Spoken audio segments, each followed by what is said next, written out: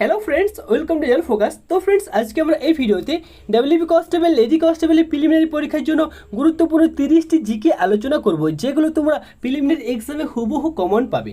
দেখো ফ্রেন্ডস, তোমাদের প্রিলিমিনারি এক্সামে মাত্র কয়েকটা দিন বাকি রয়েছে, তো এই শেষ মুহূর্তের শেষ প্রস্তুতিটা এখান থেকে করে নাও। তোমাদের এই ক্লাসগুলোর মাধ্যমে নিজেদের প্রিপারেশনটা বুস্ট হবে, ঠিক আছে? তো দেখো ফ্রেন্ডস, আজকের এই ক্লাসগুলোর মধ্যে থাকবে 30টা প্রশ্ন, যে প্রশ্নগুলো উত্তর মানে অপশানগুলো অ্যানিমেশনের সাহায্যে থাকবে। মানে তোমরা লাইভ যেটা অবশ্যই প্রত্যেকে অ্যান্সারগুলো দেবে প্রত্যেকটা প্রশ্নের, আর ভিডিও শেষে কমেন্ট করে জানাবে যে তোমাদের 30টার মধ্যে স্কোর যেটা সেটা কত হয়েছে। তো চলো ফ্রেন্ডস, আজকের এই ক্লাসটাকে আমরা শুরু করি। তো ফ্রেন্ডস, তার আগে তোমাদের কাছে একটাই রিকোয়েস্ট থাকবে, যদি তোমাদের ভিডিওটা ভালো লেগে থাকে অতি অবশ্যই ভিডিওকে লাইক করে দেবে। নতুন হয়ে থাকলে কিন্তু প্রত্যেকে কিন্তু চ্যানেলটিকে সাবস্ক্রাইব করে নেবে, যারা যারা চ্যানেল নতুন হয়ে আছো, ঠিক আছে? তো অবশ্যই কিন্তু প্রত্যেকে চ্যানেলটিকে সাবস্ক্রাইব করে নেবে এইভাবে নতুন নতুন ভিডিও পাওয়ার জন্য। তো চলো আজকের এই ক্লাসটাকে আমরা শুরু করি। তো দেখো ফ্রেন্ডস, প্রথমে যে প্রশ্ন হচ্ছে, আরাম হারাম হ্যাঁ উক্তিটি কার? Option A Subhash Chandra Bose, B হচ্ছে নেতাজি, সি হচ্ছে মহাত্মা গান্ধী, আর অপশন ডি হচ্ছে জওহরলাল নেহরু। তো বলো অ্যান্সারটা কী হবে? যারা যারা উত্তরটা পারবে অবশ্যই প্রত্যেকে কিন্তু আমাকে লাইভ চ্যাটে অ্যান্সারটা জানাবে, আর ভিডিও শেষে তোমরা আমাকে কমেন্ট করে জানাবে যে তোমাদের 30টির মধ্যে তোমাদের স্কোর কত হয়েছে। প্রত্যেকে কিন্তু কমেন্ট করে আমাকে ভিডিওর শেষে জানাবে। তো ফ্রেন্ডস, এর অ্যান্সারটা কী হবে অবশ্যই তোমরা আমাকে কমেন্ট করে জানাও এর অ্যান্সারটা কী হবে। তো দেখো ফ্রেন্ডস, আরাম হারাম হ্যাঁ এই উক্তিটা হবে অপশন ডি কার? জওহরলাল নেহরুর হবে এই উক্তিটা, আরাম হারাম হ্যাঁ। ঠিক আছে, নেক্সট দেখো এর পরে যে প্রশ্ন 2 নম্বরে, মেঘনাদ বধ কাব্যটি কার লেখা? Option A Prafulla Roy, option B Madhusudan Dutt, option C Ashapurna Devi, আর অপশান ডি রবীন্দ্রনাথ ঠাকুর। তো বলো অ্যান্সারটা কী হবে? এই মেঘনাদ বধ কাব্যগ্রন্থটি কার লেখা? খুবই ইম্পর্টেন্ট প্রশ্ন, তোমাদের প্রত্যেকের কিন্তু এর অ্যান্সারটা পারা উচিত। বলো এর অ্যান্সারটা কী হবে? তো দেখো ফ্রেন্ডস, এর অ্যান্সারটা হবে মনে রাখবে অপশন বি হবে এর সঠিক উত্তর। মধুসূদন দত্তের লেখা হচ্ছে মেঘনাদ বধ কাব্যটি, কার? মধুসূদন দত্তের লেখা। ঠিক আছে, নেক্সট এরপরের প্রশ্ন। আচ্ছা তো ফ্রেন্ডস দেখো, মনে রাখবে প্রফুল্লচন্দ্র রায়, এখানে একটু মিস্টেক হয়ে গেছে, ঠিক আছে? প্রফুল্লচন্দ্র রায় হচ্ছে মানব জীবন, তারপর হচ্ছে কুয়াশা ঢাকা, এই সমস্ত গ্রন্থগুলো, ঠিক আছে? আর মধুসূদন দত্তের তোমাদেরকে বললাম মেঘনাদ বধ, আর এটা রয়েছে যেটা হচ্ছে বীরাঙ্গনা, খুবই ইম্পর্ট্যান্ট বীরাঙ্গনা। ঠিক আছে, নেক্সট এরপর দেখো ফ্রেন্ডস, আশাপূর্ণা দেবী রয়েছে, সুবর্ণলতা আর কি রয়েছে? আর বকুল কথা আর সুবর্ণলতা দুটোই কিন্তু ইম্পর্ট্যান্ট। আর রবীন্দ্রনাথ ঠাকুরের মনে রাখবে, এখানে মনে রাখবে চোখের বালি, গোরা, ঠিক আছে? তারপর রয়েছে শেষের কবিতা। তো এই সমস্ত গ্রন্থগুলো, ঠিক আছে, এগুলো হচ্ছে রবীন্দ্রনাথ ঠাকুরের। ঠিক, নেক্সট এর পরের প্রশ্ন দেখো 3 নম্বরে, ব্যাঙাচি কার ছদ্মনাম? Option A Ishwarchandra Vidyasagar, B হচ্ছে কাজী নজরুল ইসলাম, সি হচ্ছে বঙ্কিমচন্দ্র চট্টোপাধ্যায়, আর অপশন ডি হচ্ছে উপরের কোনোটি নয়। তো বলো অ্যান্সারটা কী হবে? ব্যাঙাচি কার ছদ্মনাম? নিম্নের মধ্যে কার ছদ্মনাম ব্যাঙাচি? খুবই ইম্পর্ট্যান্ট একটা প্রশ্ন, তোমাদের এক্সামে কিন্তু বারবার এই সমস্ত প্রশ্ন করে। তো বলো এর অ্যান্সারটা কী হবে? ব্যাঙাচি কার ছদ্মনাম? তো দেখো ফ্রেন্ডস, এর অ্যান্সার যেটা হবে মনে রাখবে অপশন বি হবে এর সঠিক উত্তর। কাজী নজরুল ইসলামের যে ছদ্মনাম সেটা হচ্ছে ব্যাঙাচি। আর মনে রাখবে ভানু সিং, এই ভানু সিং যে ছদ্মনামটা সেটা কার? এটা মনে রাখবে, এটা মনে রাখবে রবীন্দ্রনাথ ঠাকুরের ছদ্মনাম হচ্ছে ভানু সিং। ঠিক আছে, ভানু সিং খুবই ইম্পর্ট্যান্ট, এই দুটোই কিন্তু জিজ্ঞাসা করে এক্সামে, ব্যাঙাচি আর ভানু সিং, আরও অনেক রয়েছে। এরপর দেখো ফ্রেন্ডস, মনে রাখবে ঈশ্বরচন্দ্র বিদ্যাসাগর রয়েছে ভাই পোষ্য, ঠিক আছে, ভাই পোষ্য। আর কাজী নজরুল তো বললাম ব্যাঙাচি, ঠিক আছে? আর বঙ্কিমচন্দ্র চট্টোপাধ্যায়ের মনে রাখবে কী হচ্ছে, সেটা মনে রাখবে কমলাকান্ত বলা হয়। ঠিক আছে, এর পরের প্রশ্ন রয়েছে দেখো 4 নম্বর, যেটা হচ্ছে রাইডার কাপ কোন খেলার ক্ষেত্রে দেওয়া হয়? Option A hockey, B football, C হচ্ছে গল্ফ, অপশান ডি হচ্ছে ক্রিকেট। তো বলো অ্যান্সারটা কী হবে? রাইডার কাপ কোন খেলার ক্ষেত্রে দেওয়া হয়? খুবই ইম্পর্টেন্ট প্রশ্ন, খেলা সম্পর্কে যে সমস্ত প্রশ্নগুলো হয় খুবই ইম্পর্টেন্ট, কারণ তোমাদের এক্সামে 3 থেকে 4টা প্রশ্ন এই খেলাধুলা থেকে তোমরা 100% কমন পাবে। তো বলো এর অ্যান্সারটা কী হবে? রাইডার কাপ কোন খেলার ক্ষেত্রে দেওয়া হয়? প্রত্যেকে অ্যান্সারটা জানাও। তো দেখো ফ্রেন্ডস, এর অ্যান্সার যেটা মনে রাখবে অপশান বি না, অপশান সি, ঠিক আছে, গল্ফ।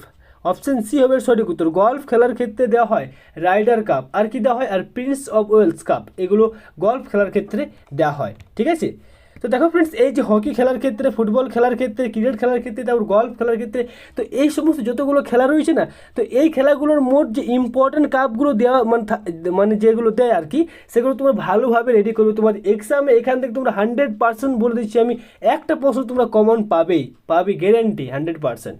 ঠিক আছে, একটা প্রশ্ন কমন পাবে, তো ভালোভাবে রেডি করো। নেক্সট তো দেখো ফ্রেন্ডস, গল্ফ খেলার ক্ষেত্রে যে সমস্ত কাপগুলো দেওয়া হয় মনে রাখবে, এক হচ্ছে কানাডা কাপ, 2 নম্বর হচ্ছে প্রিন্স অফ ওয়েলস কাপ, 3 নম্বর হচ্ছে রাইডার কাপ, তারপর গোল্ড কাপ, তারপর রয়েছে ওয়ার্কার কাপ। তো এই সমস্ত কাপগুলো কী খেলার ক্ষেত্রে? গল্ফ খেলার ক্ষেত্রে দেওয়া হয়। ঠিক, নেক্সট।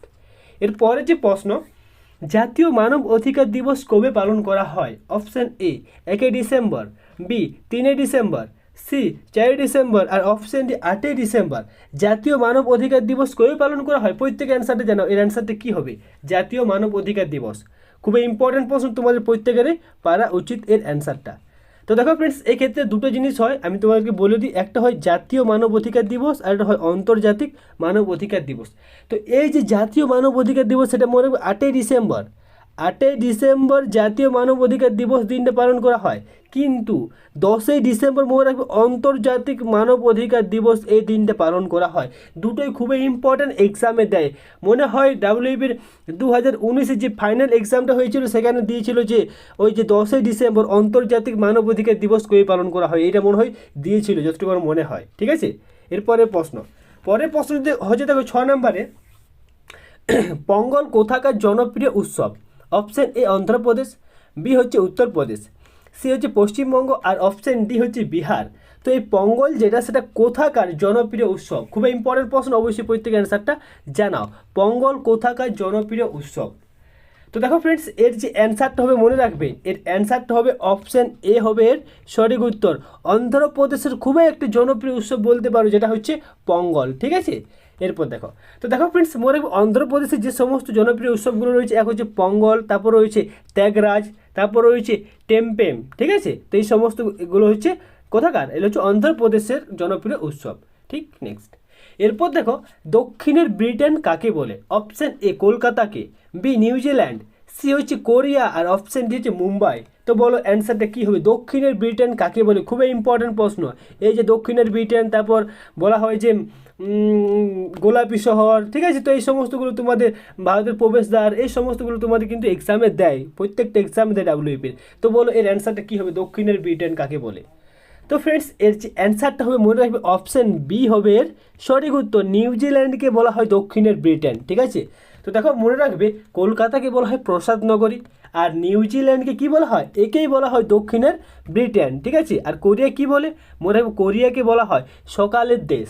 সকালের দেশ বলা হয় কোরিয়াকে। মুম্বাইকে ভারতের প্রবেশদ্বার, তোমরা সবাই জানো। ঠিক আছে, পরের প্রশ্ন হচ্ছে 8 নম্বরে, পিন এর সম্পূর্ণ নাম কি? যে আমরা ইউজ করি না যে পিন নাম্বার, ঠিক আছে, অনেকে ইউজ করে যে পিন নাম্বার, আমাদের মানে এই গ্রামের পিন নাম্বার এত, বা আমাদের যে পোস্টাল নাম্বার এত। ঠিক আছে, তো এই যে পিন এর সম্পূর্ণ নাম কি? Option A postal index number, B post identity number, C post index number, আর অপশান ডি হচ্ছে দেখো পোস্টাল আইডেন্টিটি নাম্বার। তো বলো অ্যান্সারটা কী হবে? পিন এর সম্পূর্ণ নাম কি? প্রত্যেকেরই পারা উচিত, প্রত্যেকে কিন্তু এই ওয়ার্ডটা ইউজ করে থাকো, সব সময় ইউজ করে থাকো অ্যাড্রেস লেখার সময়। তো বলো এর অ্যান্সারটা কী হবে? প্রত্যেকে দাও। তো দেখো ফ্রেন্ডস, এর যে অ্যান্সারটা হবে, যারা জানো না তারা ভালোভাবে জেনে নাও। এর অ্যান্সার যেটা, সেটা হবে মনে অপশান এ হবে এর সঠিক উত্তর, পোস্টাল ইন্ডেক্স নাম্বার। পিন এর সম্পূর্ণ নাম হচ্ছে পোস্টাল ইন্ডেক্স নাম্বার। খুবই ইম্পর্ট্যান্ট প্রশ্ন। ঠিক আছে, নেক্সট। এরপর দেখো 9 নম্বর যে প্রশ্ন, জাতীয় খাদ্য ও কৃষি সংস্থার সদর দপ্তর মানে হেডকোয়ার্টার কোথায় রয়েছে বা নাম কি? অপশান এ রোম, বি হচ্ছে জেনেভা, সি হচ্ছে প্যারিস, আর অপশান ডি হচ্ছে নিউ ইয়র্ক। তো বলো অ্যান্সারটা কী হবে? জাতীয় খাদ্য ও কৃষি সংস্থার হেডকোয়ার্টার যেটা, সেটা কোথায় অবস্থিত? তো দেখো ফ্রেন্ডস, এর যে অ্যান্সারটা হবে মনে অপশান বি হবে এর সঠিক উত্তর। জাতীয় খাদ্য, জাতীয় কৃষি, এই দুটোর হেডকোয়ার্টার রয়েছে কোথায়? এটা রয়েছে জেনেভাতে, মনে রাখবে। অপশান বি হবে এর সঠিক উত্তর। ঠিক আছে, এরপর দেখো, ফুসফুস দ্বারা নির্গত রেচন পদার্থটির নাম কি? Option A oxygen, B carbon dioxide, C হচ্ছে দেখো ইউরিয়া, আর অপশান ডি হচ্ছে মরফিন। তো বলো অ্যান্সারটা কী হবে? ফুসফুস দ্বারা নির্গত হয় যে রেচন পদার্থটা, ঠিক আছে, সেটার নাম কি? প্রত্যেকে অ্যান্সারটা জানাও, এর অ্যান্সারটা কী হবে? তো দেখো ফ্রেন্ডস, তোমরা সবাই জানো যে ফুসফুস কী করে? অক্সিজেনকে, ফুসফুস অক্সিজেনকে নেয়। ঠিক আছে, অক্সিজেনকে নিয়ে পর কি কার্বন ডাই অক্সাইড ত্যাগ করে, কি ত্যাগ করে? CO2 কার্বন ডাই অক্সাইড ত্যাগ করে। তাই ফুসফুসের যে রেচন পদার্থটা, সেটা মনে রাখবে অপশান বি হবে এর সঠিক উত্তর। কার্বন ডাই অক্সাইড হবে ফুসফুসের রেচন পদার্থ। ঠিক আছে, নেক্সট। এরপরে দেখো, এরপরে প্রশ্ন হচ্ছে 11 নম্বর, লেবুতে কোন ভিটামিন পাওয়া যায়? Option A vitamin A, option B vitamin B, C হচ্ছে ভিটামিন সি, আর অপশান ডি হচ্ছে ভিটামিন ডি। তো লেবুতে কোন ভিটামিন পাওয়া যায়? তো দেখো ফ্রেন্ডস, এর যে অ্যান্সারটা মনে অপশান সি হবে এর সঠিক উত্তর। ভিটামিন সি যেটা, সেটা পাওয়া যায় কিসে? সেটা পাওয়া যায় লেবুতে। আর গাজরে কি পাওয়া যায় মনে রাখবো? গাজরে, তারপর আমে, ঠিক আছে, আমে, পাকা আমে পাওয়া যায় কি? ভিটামিন এ পাওয়া যায়। ঠিক আছে, ভিটামিন সি যেটা, সেটা মনে রাখবে লেবুতে পাওয়া যায়। ঠিক। আর দেখো ফ্রেন্ডস, যদি প্রশ্ন করা হয় যে সূর্যের আলোতে কোন ভিটামিন পাওয়া যায়, তো মনে রাখবে ভিটামিন ডি যেটা, সেটা সূর্যের আলোতে পাওয়া যায়। ঠিক। নেক্সট, এরপর দেখো, এরপরে যে প্রশ্ন 12 নাম্বার, রাডার কী জন্য ব্যবহার করা হয়? অপশান এ রেডিও সিগন্যাল গ্রহণ করার জন্য, বি গ্রহগুলোর চলাচল দেখার জন্য, সি কোনো বস্তুর অবস্থান দেখার জন্য, আর অপশান ডি আবহাওয়ার অবস্থান দেখার জন্য। তো বলো অ্যান্সারটা কী হবে? রাডার কী জন্য ব্যবহার করা হয়? প্রত্যেকে অ্যান্সারটা জানাও। তো দেখো ফ্রেন্ডস, এর যে অ্যান্সারটা মনে রাখবে অপশান সি হবে এর সঠিক উত্তর। কোনো বস্তুর অবস্থান জানার জন্য রাডার যেটা, সেটা ব্যবহার করা হয়। মানে কোনো বস্তু যে কোথায় রয়েছে, ঠিক আছে, সেটা জানার জন্য এই রাডার যন্ত্রটা ব্যবহার করা হয়। এরপরের প্রশ্ন, পরের প্রশ্ন যে দেখো, একটি সেলাই মেশিনের গতিটি হলো অপশান এ বৃত্তাকার গতি, বি হচ্ছে সরল রৈখিক গতি, সি হচ্ছে দোলন গতি, আর অপশান ডি হচ্ছে ঘূর্ণন গতি। তো বলো অ্যান্সারটা কী হবে? প্রত্যেকে অ্যান্সারটা জানাও, যারা যারা অ্যান্সারটা পারি প্রত্যেকে জানাও যে একটি সেলাই মেশিনের গতিটি হলো কী রকমের গতি? বৃত্তাকার গতি, সরল রৈখিক গতি, দোলন গতি, না ঘূর্ণন গতি? কী হবে এর অ্যান্সারটা? প্রত্যেকে জানাও। তো দেখো ফ্রেন্ডস, এর যে অ্যান্সারটা হবে মনে অপশান সি হবে এর সঠিক উত্তর। দোলন গতি হচ্ছে একটি সেলাই মেশিনের গতি যেটা, সেটা হচ্ছে দোলন গতি এক প্রকার। ঠিক আছে, বৃত্তাকার গতি হবে না, দোলন গতি হবে। ঠিক। নেক্সট, এরপর দেখো, এরপরের যে প্রশ্ন, পাখির পাখির আকাশে ওড়ে, আচ্ছা, পাখিরা আকাশে ওড়ে নিউটনের কোন সূত্র দ্বারা? অপশান এ প্রথম, বি দ্বিতীয়, সি তৃতীয়, আর অপশান ডি হচ্ছে চতুর্থ। তো পাখিরা যে আকাশে ওড়ে, তো নিউটনের কোন সূত্র দ্বারা পাখিরা আকাশে ওড়ে? প্রত্যেকে অ্যান্সারটা জানাও। খুবই ইম্পর্ট্যান্ট একটা প্রশ্ন, তোমাদের অবশ্যই প্রত্যেকেরই পারা উচিত। তো দেখো ফ্রেন্ডস, মনে রাখবে পাখিরা যে আকাশে ওড়ে, এটা নিউটনের কোন সূত্র দ্বারা ওড়ে? তো মনে রাখবে এটা নিউটনের থার্ড ল, মানে তৃতীয় সূত্র দ্বারা কিন্তু ওড়ে। ঠিক আছে, কীভাবে আমি তোমাদেরকে বলে দিই। নিউটনের তৃতীয় সূত্র যেটা, সেটাতে কী বলে? এটাতে বলা হয় যে প্রত্যেক ক্রিয়ার সমান ও বিপরীত প্রতিক্রিয়া আছে। তাই তাই যখন পাখি আকাশে উড়ে, ঠিক আছে, পাখি আকাশে উড়ে, তো এই বায়ু থাকে এবং পাখির ডানাগুলো, ঠিক আছে, তো যখন ডানাগুলো বায়ুর মধ্যে চাপ দেয়, ঠিক আছে, চাপ দেয়, তখন কি হয়? তখন ক্রিয়া করে, চাপ দেয়, ক্রিয়া করে। আর এই যে ক্রিয়ার ফলে দেখো, এই বায়ু যেটা, সেটা প্রতিক্রিয়া দেয়, প্রতিক্রিয়া দেয় মানে সেটাকে ডানাগুলোকে প্রতিক্রিয়া দেয়, আর উপর দিকে পাখিকে উঠাতে সাহায্য করে। ঠিক আছে, তো এই যে পাখি আকাশে ওড়া, তারপর রয়েছে রকেট ওড়া, ঠিক আছে, রকেট ওড়া, তো এই সমস্তগুলো হচ্ছে নিউটনের তৃতীয় সূত্রের উদাহরণ বলতে পারো। ঠিক আছে, নিউটনের তৃতীয় সূত্র দ্বারা এগুলো কার্যকর হয়। ঠিক। নেক্সট, এরপর দেখো, এরপরে যে প্রশ্ন 15 নাম্বার, গাছের বয়স নির্ণয় করার পদ্ধতিটার নাম কি? অপশান এ বলয় গণনা, বি বাকলের গুরুত্ব নির্ণয়, সি হচ্ছে দেখো পাতা গণনা, অপশান ডি হচ্ছে কাণ্ড দেখে। তো বলো অ্যান্সারটা কী হবে? গাছের যে বয়সটা নির্ণয় করা হয়, তো সেটা কি দেখে নির্ণয় করা হয়? বলয় গণনা, না বাকলের গুরুত্ব, না পাতা গণনা, না কাণ্ড দেখে? তো বলো অ্যান্সারটা কী হবে? প্রত্যেকে অ্যান্সারটা আমাকে জানাও। তো দেখো ফ্রেন্ডস, এর যে অ্যান্সারটা হবে মনে রাখবে অপশান এ হবে এর সঠিক উত্তর। ঠিক আছে, বলয় গণনা করে বোঝা যায় যে গাছের বয়স যেটা, সেটা কত হয়েছে। দেখো বলয়টা কী জিনিস? তো দেখো ফ্রেন্ডস, যখন তোমরা গাছ কাটো, ঠিক আছে, গাছ কাটো, তো দেখো গাছ কাটার পর দেখবি যে এরকম এরকম মানে দেখা যায়, ঠিক আছে, এরকম এরকম দেখা যায়, এরকম এরকম দেখা যায় কাটার পর, ঠিক আছে, এক সাইডটা কাটার পর এক সাইডে কী দেখা যায়? এমনি এমনি দেখা যায়। তো এই যে এগুলো বলা হয় বলয়, 1 2 3 4, তো এই বলয় গণনার সাহায্যে গাছের বয়সটা নির্ণয় করা যায়। ঠিক আছে, মাথায় রাখবে। নেক্সট, এরপরে প্রশ্ন দেখো 16 নাম্বার, পবনদূত গ্রন্থের লেখককে? Option A Sandhyakar Nandi, B Dhoyi, C হচ্ছে বরাহ মিহির, অপশান ডি হচ্ছে বল্লাল সেন। প্রত্যেকে অ্যান্সারটা জানাও, খুবই ইম্পর্ট্যান্ট একটা প্রশ্ন, তোমাদের প্রত্যেকের এর অ্যান্সারটা পারা উচিত। পবনদূত গ্রন্থের লেখককে? তো ফ্রেন্ডস, মনে রাখবে এর যে অ্যান্সারটা হবে অপশান বি হবে এর সঠিক উত্তর। এর অ্যান্সারটা হবে পবনদূত গ্রন্থের লেখক ধৈ। আর সন্ধ্যাকর নন্দীর মানে কি, কোন গ্রন্থটা লেখান, এটা তোমরা আমাকে কমেন্ট করে জানাও। সন্ধ্যাকর নন্দী কোন গ্রন্থটা লেখান, এটা তোমরা আমাকে কমেন্ট করে জানাও। ঠিক আছে। নেক্সট দেখো ফ্রেন্ডস, এরপরে যে প্রশ্ন সেটা হচ্ছে 17 নাম্বার, মহেঞ্জোদারো কেন্দ্রটা কত সালে আবিষ্কার করেন? অপশান এ 1920 সালে, বি 1921 সালে, সি 1922 সালে, আর অপশান ডি 1923 সালে। তো বলো অ্যান্সারটা কি হবে? মহেঞ্জোদারো কেন্দ্রটা কত সালে আবিষ্কার করা হয়? প্রত্যেকে অ্যান্সারটা জানাও, ঠিক আছে? তো দেখো ফ্রেন্ডস, এর যে অ্যান্সারটা হয়ে মনে রাখবে, মহেঞ্জোদারো যে কেন্দ্রটা সেটা আবিষ্কার করেন 1922 সালে। কে আবিষ্কার করেন? রাখাল দাস বন্দ্যোপাধ্যায়। মাথায় রাখবে, রাখাল দাস বন্দ্যোপাধ্যায় 1922 সালে মহেঞ্জোদারো কেন্দ্রটা আবিষ্কার করে। আর মনে রাখবে 1921 সালে হরপ্পা কেন্দ্রটা আবিষ্কার করে। কে আবিষ্কার করে? মনে রাখবে দয়ারাম সাহানি হরপ্পা কেন্দ্রটা আবিষ্কার করে 1921 সালে। খুবই ইম্পর্ট্যান্ট, ঠিক আছে? নেক্সট, এরপরে যে প্রশ্ন, গৌতম বুদ্ধের গৃহত্যাগ করাকে কি বলে? অপশান এ মহাপরিনির্বাণ, অপশান বি মহাভনিষ্কমন, সি হচ্ছে নির্বাণ লাভ, অপশান ডি উপরের কোনোটি নয়। গৌতম বুদ্ধের যে গৃহত্যাগ করা সেই ঘটনাটাকে কি বলা হয়? প্রত্যেকে অ্যান্সারটা জানো, খুবই ইম্পর্ট্যান্ট প্রশ্ন। তো দেখো ফ্রেন্ডস, এর যে অ্যান্সারটা হবে মনে রাখবে অপশান বি হবে এর সঠিক উত্তর, ঠিক আছে? মহাভনিষ্কমন বলা হয়। যখন গৌতম বুদ্ধ 29 বছর বয়সে গৃহত্যাগ করে সেই ঘটনাটাকে বলা হয় মহাভনিষ্কমন। আর মহাপরিনির্বাণ কোনটাকে বলা হয়? তো এটাকে বলা হয় গৌতম বুদ্ধের যে মৃত্যু হয় না, মৃত্যুর ঘটনাটাকে বলা হয় মহাপরিনির্বাণ।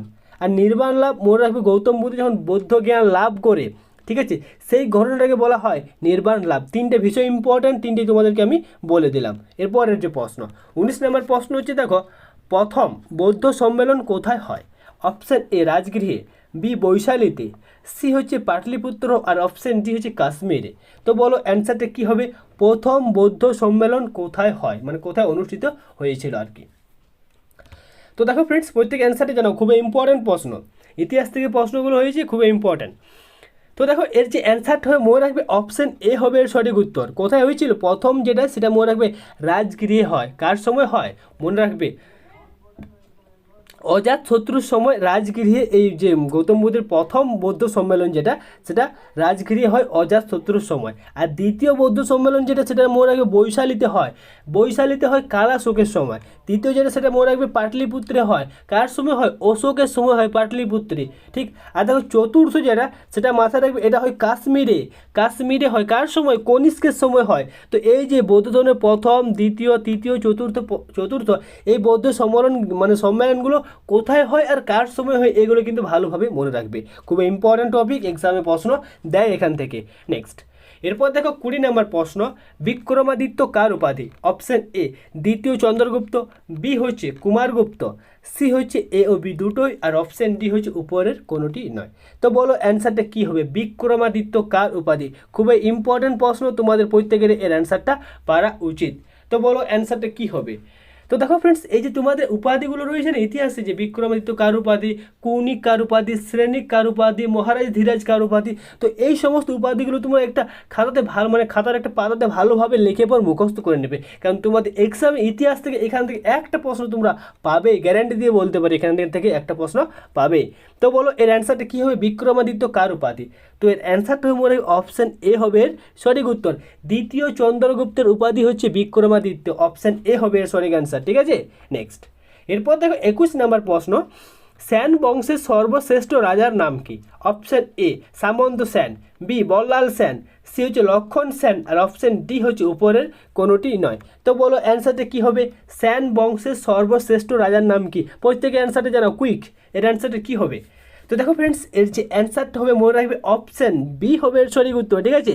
বল্লাল সেন হচ্ছে সেন বংশের সর্বশ্রেষ্ঠ রাজা, বল্লাল সেন। আর যদি প্রশ্ন করি যে সেন বংশের প্রতিষ্ঠাতা কে, তাহলে মনে রাখবে সেন বংশের প্রতিষ্ঠাতা হচ্ছে সামন্ত সেন। আর সেন বংশের শ্রেষ্ঠ রাজার নাম কি? তো মনে রাখবে লক্ষণ সেন হচ্ছে সেন বংশের শেষ রাজা। যদি বলা হয় শ্রেষ্ঠ, তাহলে মনে রাখবে বল্লাল সেন, ঠিক আছে? নেক্সট, এরপরে যে প্রশ্ন সেটা হচ্ছে খাস মহল কে নির্মাণ করেন? অপশান এ জাহাঙ্গীর, বি হচ্ছে শাহজাহান, সি হচ্ছে অরঙ্গজেব, আর অপশান ডি হচ্ছে বাবর। তো বলো অ্যান্সারটা কী হবে? খাস মহল কে নির্মাণ করেন? প্রত্যেকে অ্যান্সারটা জানাও, খুবই ইম্পর্টেন্ট প্রশ্ন, প্রত্যেকেরই পারা উচিত। তো দেখো ফ্রেন্ডস, এর যে অ্যান্সারটা হবে মনে রাখবে অপশান বি হবে এর সঠিক উত্তর, ঠিক আছে? শাহজাহান নির্মাণ করেন খাস মহল, ঠিক। নেক্সট, এরপরের প্রশ্ন 23 নম্বর প্রশ্ন, ভারতের অরণ্য গবেষণা কেন্দ্রটি কোথায় অবস্থিত? খুবই important. Option A Delhi, B হচ্ছে ভোপাল, সি হচ্ছে দেরাদুন, অপশান ডি হচ্ছে লখনৌ আর আচ্ছা অপশান ডি হচ্ছে লখনৌ। তো বলো অ্যান্সারটা কী হবে? ভারতের অরণ্য গবেষণা কেন্দ্র যেটা সেটা কোথায় অবস্থিত? প্রত্যেক অ্যান্সারটা যেন খুবই ইম্পর্টেন্ট প্রশ্ন, তোমাদের এক্সামে প্রশ্নগুলো দেয়। আর দেখো ফ্রেন্ডস, আমি সেই সমস্তই প্রশ্নগুলো নিয়েছি, ঠিক আছে, 30টি প্রশ্ন, যে প্রশ্নগুলো তোমাদের এক্সামে কিন্তু আসবে, একদম আসবে, ঠিক আছে, কমন রয়েবে, মানে থাকবে এখান থেকে। তো বলো এর অ্যান্সারটা কী হবে? তো দেখো ফ্রেন্ডস, এর যে অ্যান্সারটা হবে, মনে রাখবে এর অ্যান্সারটা হবে অপশন সি, দেরাদুনে অবস্থিত। কোথায় অবস্থিত?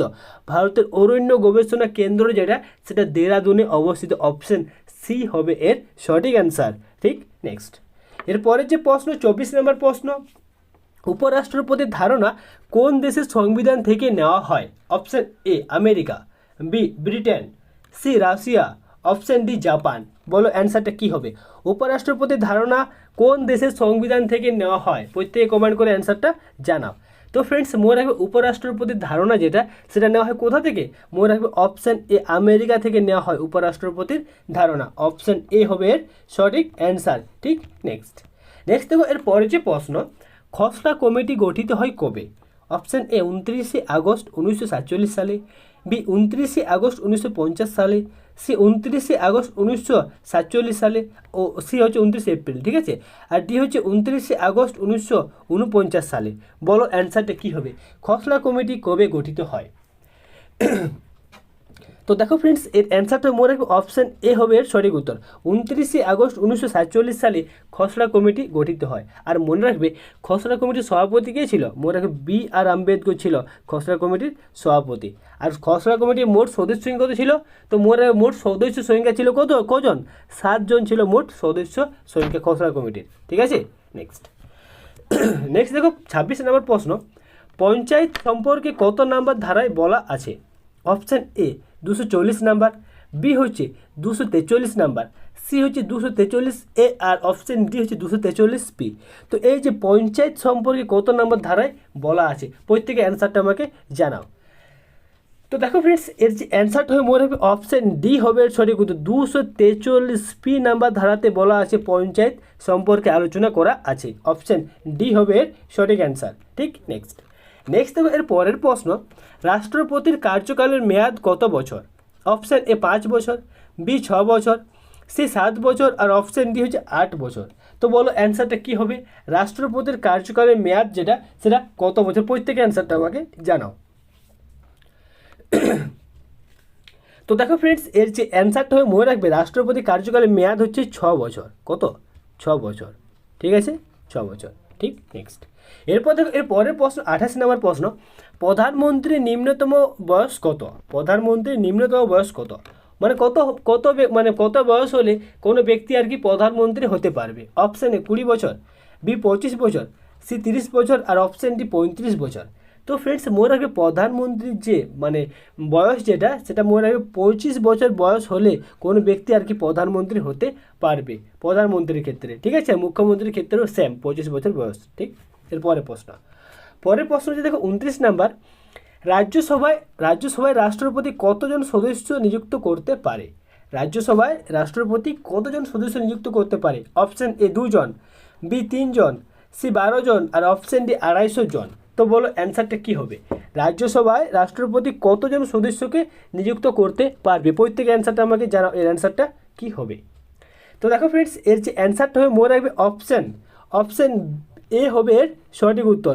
মোট 2 জনকে নিযুক্ত করতে পারে রাষ্ট্রপতি রাজ্যসভায়। কজনকে?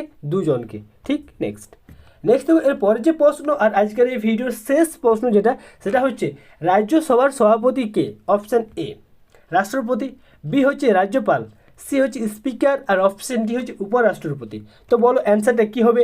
রাজ্যসভার সভাপতিকে। প্রত্যেকে অ্যান্সারটা আমাকে জানাও, এর অ্যান্সারটা কী হবে? তো দেখো ফ্রেন্ডস, মনে রাখবে রাজ্যসভার সভাপতি হচ্ছে কে? এটা মনে রাখবে অপশান ডি হবে এর সঠিক উত্তর। উপরাষ্ট্রপতি হচ্ছে রাজ্যসভার সভাপতি। আর মনে রাখবে লোকসভার সভাপতি যেটা সেটা হচ্ছে স্পিকার। ঠিক আছে, আর রাজ্যসভার সেটা হচ্ছে উপরাষ্ট্রপতি। ঠিক, তো ফ্রেন্ডস, আশা করবো ভিডিওটা ভালো লেগেছে। আর তোমরা আমাকে প্রত্যেক কমেন্ট করে জানাও যে তোমাদের 30-এর মধ্যে ঠিক আছে, যে তোমাদের 30-এর মধ্যে স্কোর যেটা সেটা কত হয়েছে প্রত্যেকে কিন্তু আমাকে কমেন্ট করে জানাও। আর ভিডিওটা কেমন লাগলো সেটাও কিন্তু কমেন্ট করে জানাও। ভিডিওটা ভালো লাগলে অবশ্যই কিন্তু ভিডিওটাকে লাইক করে দেবে। আর যদি কেউ এই চ্যানেল নতুন হয়ে থাকো অতি অবশ্যই কিন্তু চ্যানেলটিকে সাবস্ক্রাইব করে নেবে। এভাবে ডাব্লিউবিপি, কলকাতা পুলিশ এবং বিভিন্ন সরকারি চাকরির সমস্ত আপডেট পাওয়ার জন্য অবশ্যই চ্যানেলটি কিন্তু সাবস্ক্রাইব করে নেবে। তো চলো ফ্রেন্ডস, আজকের এই ক্লাসটাকে আমরা এখানে শেষ করছি। আশা করি ভিডিওটা ভালো লেগেছে। তো চলো দেখা হবে নেক্সট ক্লাসে নেক্সট দিনে। ঠিক আছে, ধন্যবাদ।